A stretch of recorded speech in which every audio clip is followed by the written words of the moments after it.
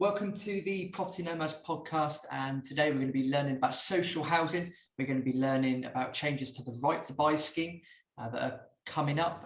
It's in a white paper at the time of recording.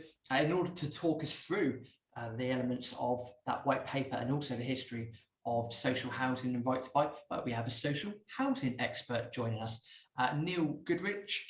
Thank you for your time, and I have to say, your Twitter bio makes me laugh every time I read it, but it sums up everything in a nutshell. So I'm just going to go with that.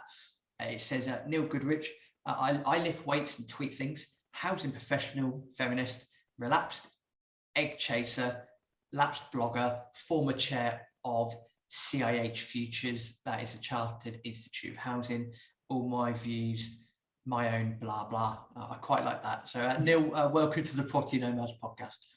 Thank you very much for having me. Appreciate it. So really looking forward to digging into this, because I'm not going to profess that I'm a social housing guru. My knowledge on social housing is minimal. You're the right man to speak to. Probably the best place to start, though, before we go into that, is give us a little bit more information about yourself, because obviously you're a former chair of the Chartered Institute of Housing, but a little bit about yourself, and let's go then into the history of social housing in the UK. Yeah, sure. So studied and or worked in housing, specifically in social housing, for over a decade. As you mentioned, I was a former chair of CIH Futures, which is a special interest board, part of the Chartered Institute of Housing, with a particular remit to encourage, engage, otherwise draw in younger housing professionals into the sector. One of the kind of standard jokes for anyone who works in housing is, I just fell into it. It's not something that you'll typically find someone waking up just on the way to primary school and being like, I'm going to be a housing professional. So, certainly not working for a housing association or for a local authority in their housing team. So our main aim there was to try and have it as a career of choice. There's a fantastic range of work streams you can operate in, from income to development to customer engagement to community investment.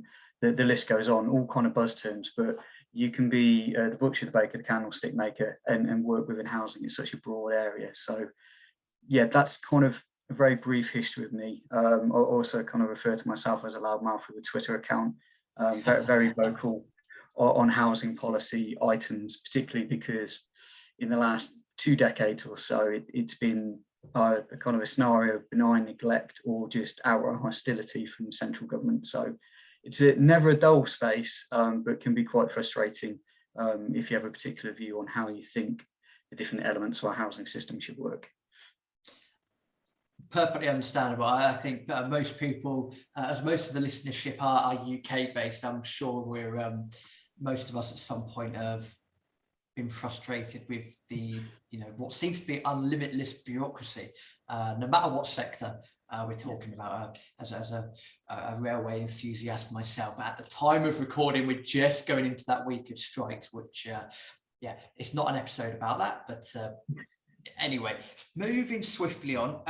Social housing, if you mention social housing to people, that possibly can give quite a negative stigma, rightly or wrongly. So can you just give us a little bit of a history into social housing? What is it, and how did it start?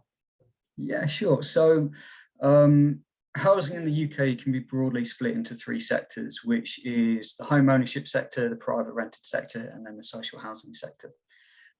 Social housing has gone through a substantial amount of change over the past 4 decades or so. So if we look back to 1981 as kind of a benchmark year, as kind of the high watermark for stock within, very specifically England here, because housing is a devolved matter. So the Scottish Parliament, the Welsh Parliament, and the Northern Irish Assembly retain policy jurisdiction on housing.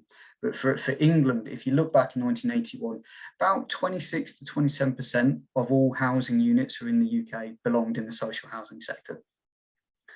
That has fallen considerably to around 16%, if not a little bit lower. In kind of pure stock terms, you're looking at about 4.2 million units are now social housing units in the within England. So it gives you an idea just as the level that we are today and kind of the journey that we've been on since 1981. In terms of a more general history, probably the biggest initial intervention was actually post-World War I. You had a government that was quite concerned at growing left-wing sentiment on the continent. You'd seen the Bolshevik Revolution over in Russia. There were genuine concerns in the UK that something akin to that might happen.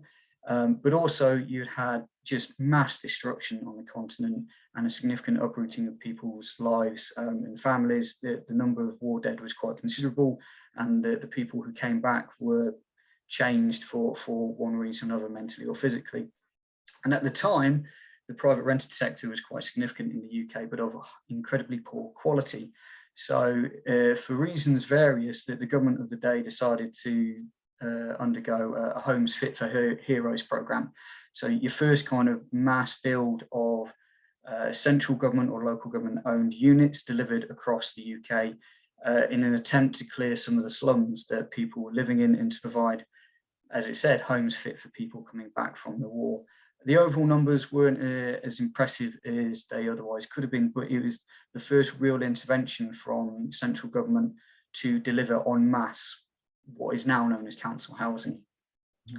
This kind of ebbed and flowed until the end of the Second World War, at which point, again, you had a real urgency and focus because a lot of the damage had moved from just being on the continent into the UK itself. I mean, I live not too far from Coventry, and that was just flattened by the Germans in World War II. So you had significant opportunity, for want of a better word, to redevelop and reorganise the housing system within the UK.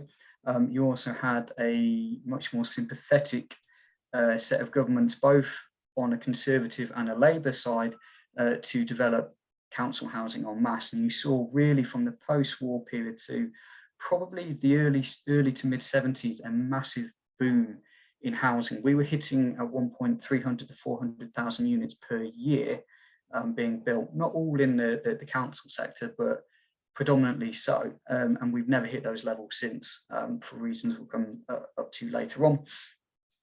We then get to the late 1970s, and again, you'll see a commonality here, a large period of strife. We had the oil price shocks, we had a major change, the collapse of the Callaghan government.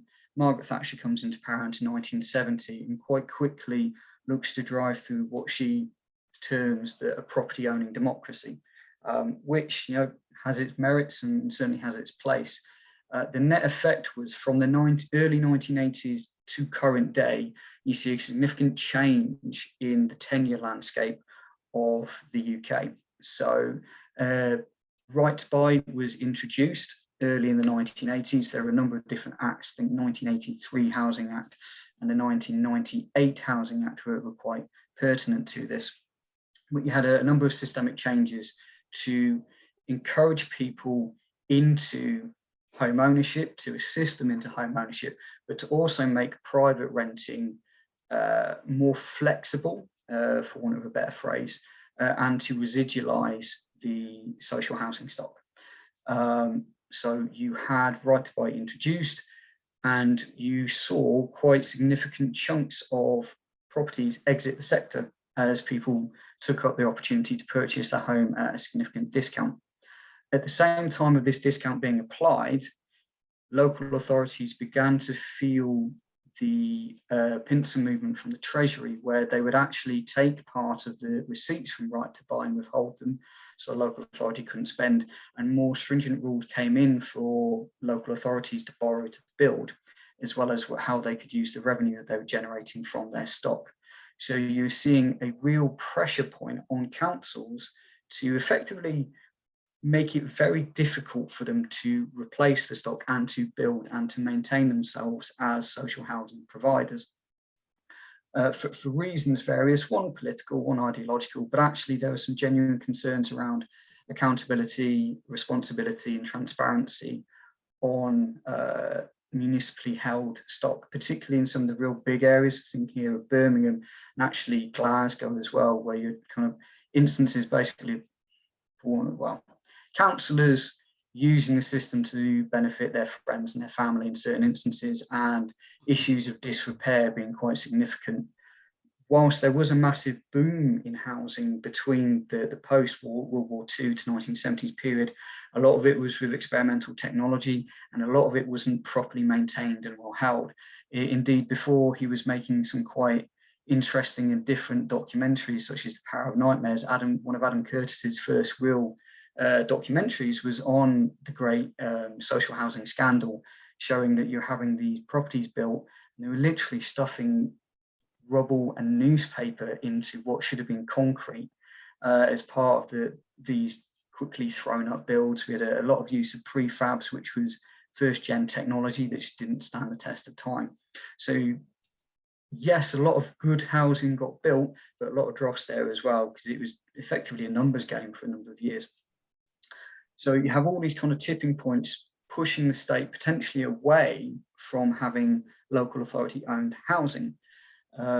Another element was that not all local authorities were happy with this state of play, and they didn't particularly want to lose their housing stock. They were seeing it getting leached out via right to buy and unable to replace. So they underwent what became known as large-scale voluntary transfers, which is effectively where you would have the stock bought off the local authority, transferred over into a charitable organisation, aka a housing association, who would then manage, own and run and develop new stock within that local authority area.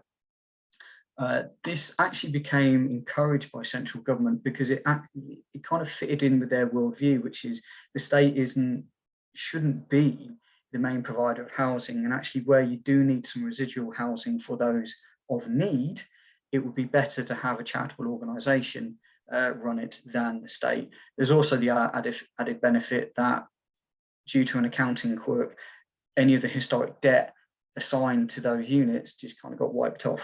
Okay, yeah. So there are a number of good pointers there, until the ONS changed its mind and gave George Osborne a massive headache back in the 2010s, but we'll come on to that in a moment. So that's kind of broadly the direction of travel. So if you kind of imagine a graph where you have municipally owned housing kind of going like that and then like that, at the same time, you'll have another line of housing association owned stock going like this and then going like that.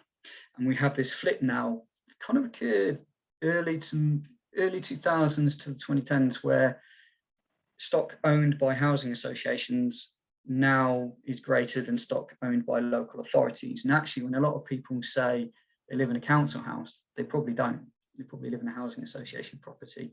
And that trend will more or less continue until the point at which we are at an incredibly residualized state from local authority owned stock.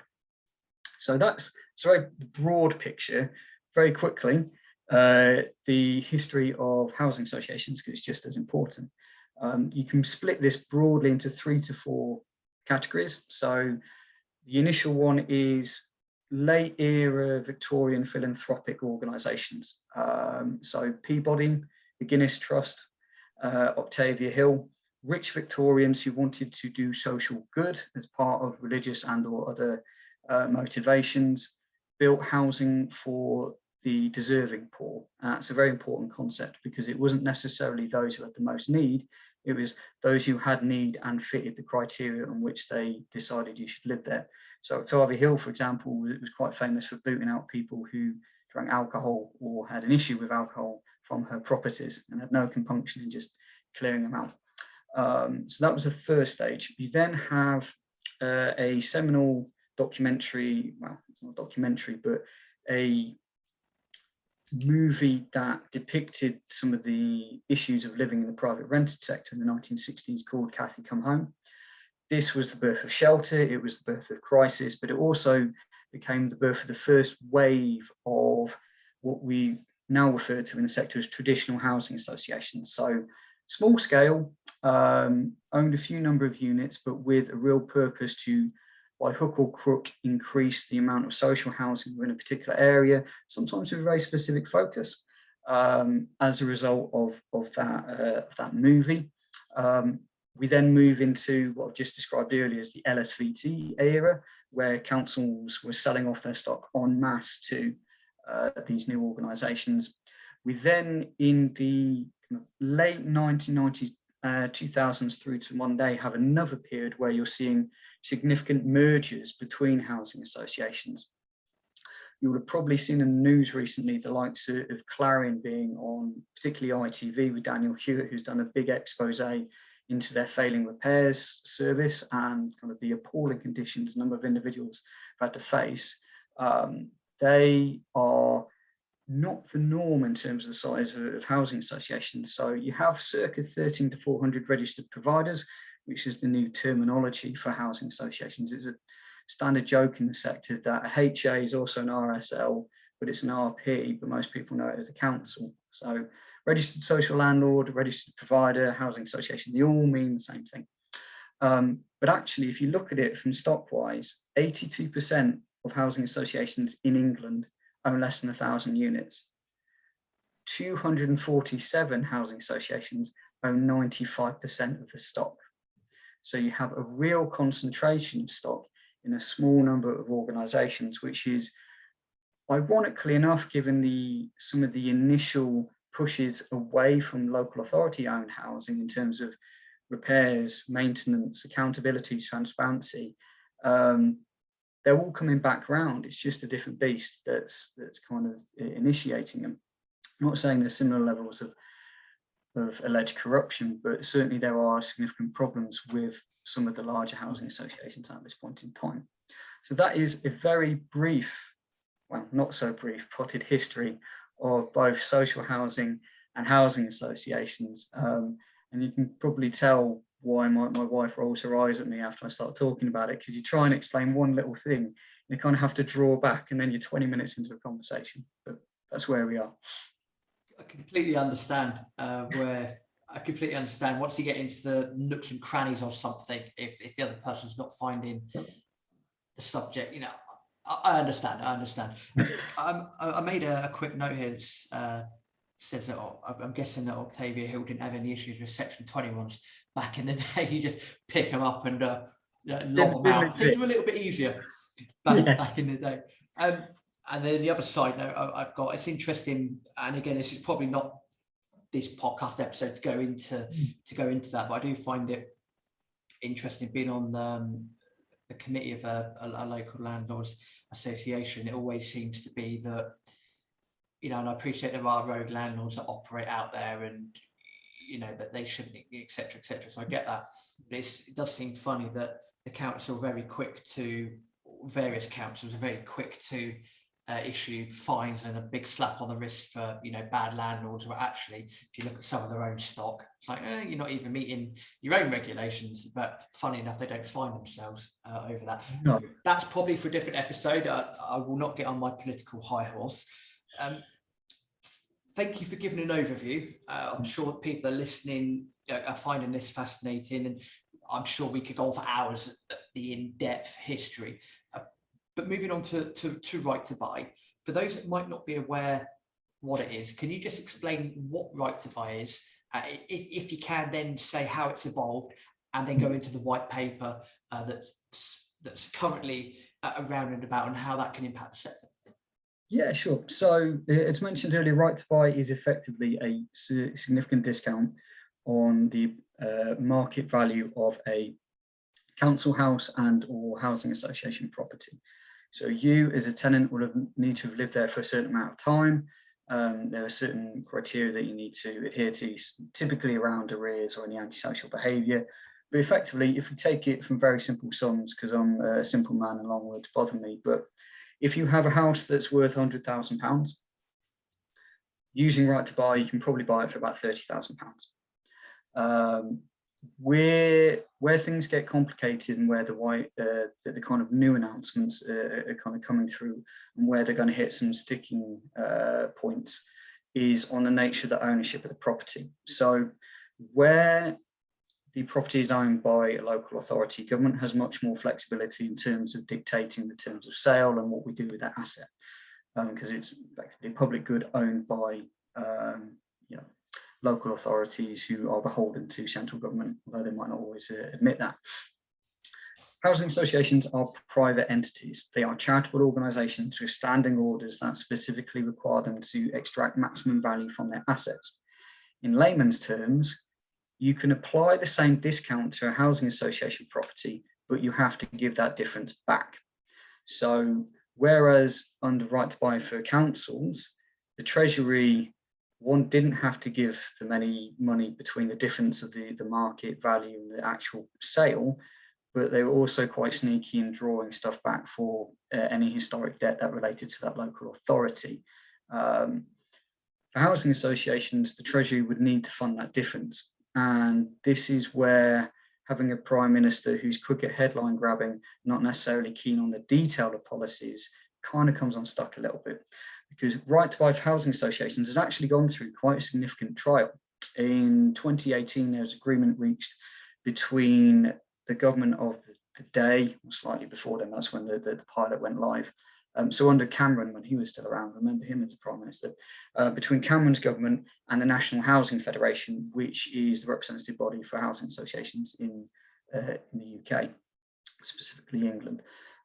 There is an agreement to deliver what they refer to as voluntary right to buy. So there's an acceptance that government would either need to push through highly controversial legislation and force purchase of these units owned by private entities, which, as you imagine, would set alarm bells ringing through a whole host of sectors, or they could work together to a common good to ensure that, one, housing associations weren't out of pocket, two, that the complexities related to housing association owning stock were accounted for. So again, unlike local authority stock, housing association stock quite often comes through from what is known as a Section 106 agreement.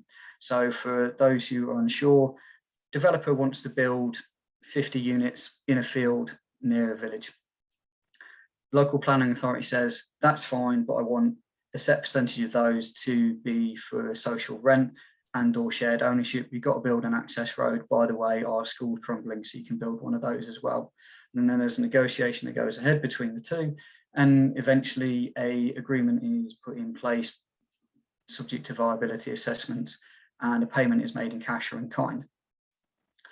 That accounts for nearly 50% of all affordable housing units delivered in England per year. The issue with that is, alongside having those units delivered, the local authority can put conditions on them, e.g. the shared ownership units need to be there in perpetuity. You can't, after a set period of time, simply sell off the social rent units and convert them into another tenure. So when it comes to housing association right to buy, if those covenants in place, it can't supersede. So one of the really interesting parts of the pilot that was rolled out was to attempt something known as portability. So if you lived in one of these properties that had a covenant on it that meant that the individual couldn't purchase it, they could apply their discount to another property. It didn't prove very popular because one of the main selling points on right to buy is that you get to buy the house that you're living in. So you don't need to move. If you love the area, if you love your neighbours and the community, nothing gets uprooted. Only 12% of purchases via portability went through under the pilot, compared to around 67% of standard purchases. So all in all, there was about £200 million of government funding set aside for the pilot. Both the National Audit Office report into it, and actually the government commissioned pilot into it, weren't overly effusive in their praise of the success of the pilot. Not saying it was a complete failure, there's some really interesting elements come out of it, and I would strongly recommend people find the report and read it for themselves, particularly in the current context, because it highlights a number of the complexities and issues facing housing associations, particularly on replacement of stock, which is always the main problem with right to buy. The key elements of that pilot are effectively what are being reintroduced via the announcement from government, but they haven't solved any of the main issues, such as funding the market difference, how we're going to do portability in a practical manner, how are we going to replace the units, are they going to be on a like-for-like basis, are they going to be one-for-one at an overall national level, because that was the focus of the pilot. So if you have a housing crisis in real housing demand in Bexley, yes, from an overall accounting point of view, if you can replace the 5 units lost there in Blackpool, that tallies, but you're not keeping the right type of stock in the right areas that need it. And that is a real issue with right to buy, is that you take away an important element of the housing market, goes to private ownership. And if we look at what's happened in council right to buy, anywhere between 1/4 to 1/3 of all right to buy properties are now in the private rented sector. Typically, they are going to people who are claiming local housing allowance, aka housing benefit for the private sector. So from a taxpayer point of view, you get hit basically 3 times, because you don't get to extract the full value of the asset to recycle the cash involved. You then end up having a unit shifting sectors, making an individual a lot of money, but you're then paying for it because you're paying out at higher levels of housing benefit than you otherwise would if that person had remained in the social housing sector. Going back to one of the elements I mentioned earlier, and one of the real problems that we have in the new iteration, the voluntary right to buy pilot expressly excluded housing associations that owned 1,000 units or less. There doesn't appear to be the same exclusion applied to the re-announced policy. The smaller you are as an organisation, the less assets you have to leverage in order to develop. As I mentioned earlier, 82% of the sector is less than 1,000 units. So again, if you're trying to replace these assets, if you only have 500 units, you probably don't have a development program. You probably don't have a development team. The way that you acquire units would be through Section 106 or partnership arrangements with similar organisations within your local area. So you have a real problem in terms of how you fund these replacements. Indeed, in the pilot, 4 out of 10 of the organisations said they were going to be putting in their own funds to make up the difference, because the money that they got back, they couldn't then use to build new stock. So you'd have a double whammy for these smaller organisations who can't sweat their assets in the way that larger ones might be able to, don't have a development program, so you don't have ready-made teams available to kind of build these units, and they're actually having to dig into their cash reserves in order simply to tread water. Again, none of these issues were properly addressed or ironed out as a result of the previous pilot, which is why it politically got kicked into the long grass under Theresa May, only to be brought back at a time when the government was trying to re-own the news cycle. So again, long ramble, hopefully covered the main and key elements of it, but it's kind of quite a complex journey that's gone through. Not to kind of further put a spanner in the works, but actually there's already a way you can purchase your housing association property through something called right to acquire, which was a much more limited and kind of less successful cousin of right to buy, which was applied to housing association stock back in the day. So in my note taking, I've got a big set of questions that, again, I'm sure if we went through, we could be here for hours, which I'm sure is fine by us, but for people listening, it might not appreciate that much. What I'm thinking, Neil, is a couple of things. Number one, it'd be good to go on a couple of these sort of directions, maybe in separate episodes. I think that might be very useful, very pragmatic, I think. If you can, in a minute, literally in 60 seconds, if you had reins of the government now and it was, you're in charge, how would you propose, and again, I'll give you about a minute for this because we're hitting that sweet spot of podcast type, in 60 seconds, how would you sort this challenge out? Personally, I would scrap it. I don't see any workable way of ensuring like for like or one for one replacement, which is the central issue with right to buy. We at the moment need to build 90,000 new social housing units per annum for the next decade just to meet with demand. We are seeing intense pressure in the private rented sector and home ownership sectors, which is driving a housing bubble which is not going to remain affordable for the long period of time. One of the best ways government can address this is to increase the volume of social housing unit, to take the stress out of the private rented sector and enable it to breathe. So in short, I would scrap it, or at the very least, radically rethink how we can increase social housing provision within the UK. So in order that you come out with a net positive change. Sounds good to me. I could get on the back of that. That sounds good to me.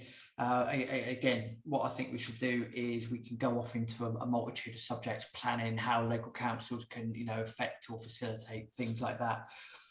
I just want to say a big thank you, because I'm sure people listening to this have learned a lot. I've definitely learned a lot from listening to you for the last half an hour. So thank you. If people want to get in touch with you or find you, how do they do that? See, this is where I should have remembered what my Twitter handle is, because I use it all the time, but I don't actually remember what it is.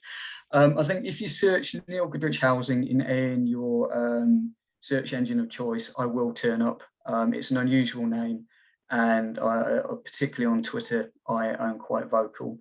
I think if you want to understand more about some of the issues facing social housing, getting a subscription to Inside Housing, I'm not paid from them to do that, but they are an incredibly good trade sector magazine. Same for HQN, which is the Housing Quality Network. They are two really good sources of information.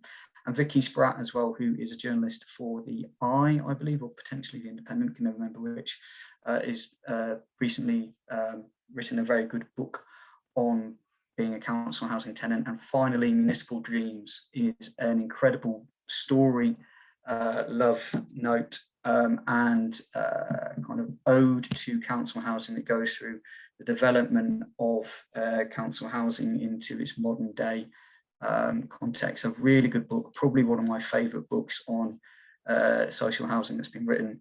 My wife has just sneakily handed me my Twitter handle, so if you want to follow me, it's ngoodrichhsg. So Neil Goodrich Housing, but ngoodrichhsg is my Twitter handle. Perfect. I had your Twitter handle ready to go just in case you didn't know what it was, so that's fine.